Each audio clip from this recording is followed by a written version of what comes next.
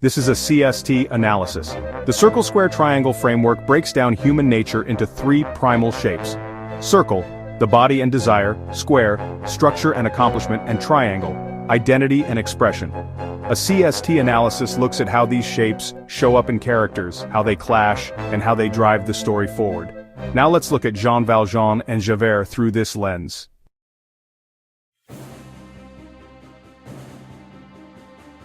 In Les Misérables, two men walk opposite paths under the same sky. One is a former convict, broken by life but shown a single act of grace. The other is a police inspector, forged by law, proud and unbending in his belief that rules define righteousness.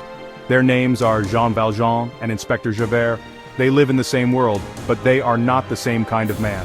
And when each stands before their Argos, their test, their threshold, their chance to reclaim or reject their own humanity, one of them walks through the door, the other burns. The world of Les Misérables. Set in post-revolutionary France, Les Misérables tells the story of Jean Valjean, a man imprisoned for 19 years after stealing a loaf of bread. After his release, he's hardened, bitter, and dehumanized by the system that punished him. He's marked for life as a convict, and society gives him no room to become anything else. That is, until a single man, a priest, offers him shelter and kindness. Valjean repays him by stealing silver in the night. But the metal is more than cutlery, it is argentum, Latin for silver, the alchemical mirror of the soul. In our CST dialect, silver is reflection itself, Argos in mineral form. By placing those gleaming pieces into his bag, Valjean tries to seize worth without becoming worthy. Caught by the gendarmes, he expects the hammer, but Muriel gifts him the stolen silver outright and presses 2 candlesticks into his hands. With one sentence, "You must use this precious silver to become an honest man," the priest shoves a living mirror into Valjean's face. Instead of reacting with pride or shame, Jean absorbs the mercy. This is not just mercy, this is initiation. It's a circle-to-circle transmission. A man offering grace not because it was earned but because he chose to believe in something higher.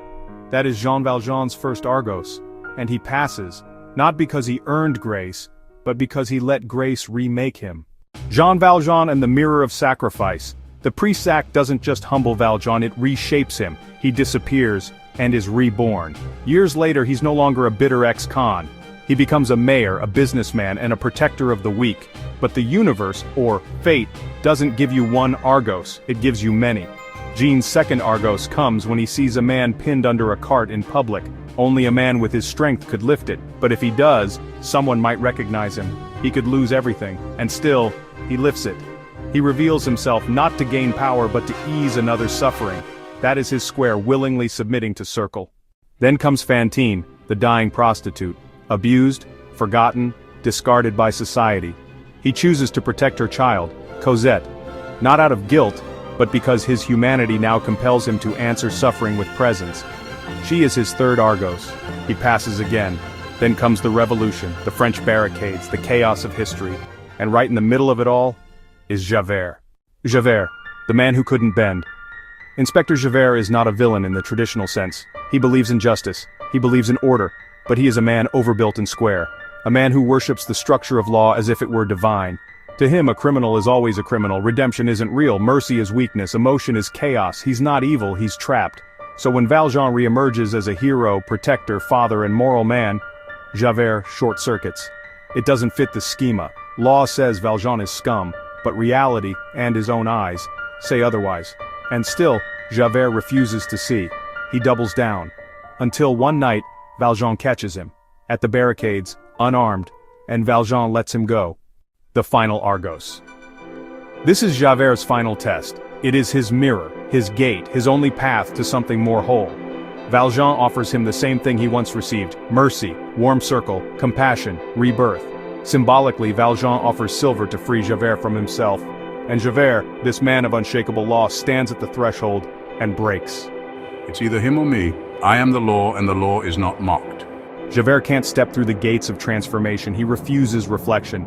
So instead he jumps off a bridge, falling on his own sword of flame.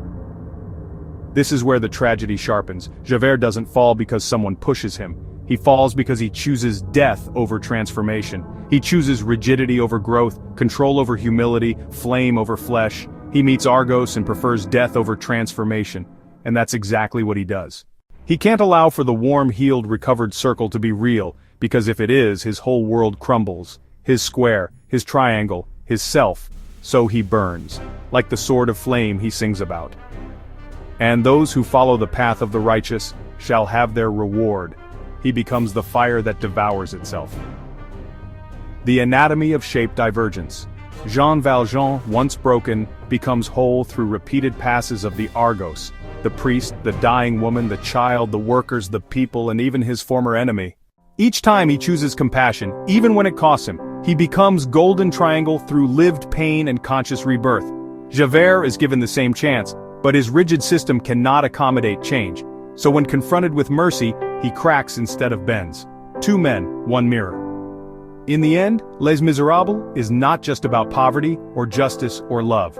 It's about the human soul in motion, and what happens when we stand before the gatekeeper of our own becoming.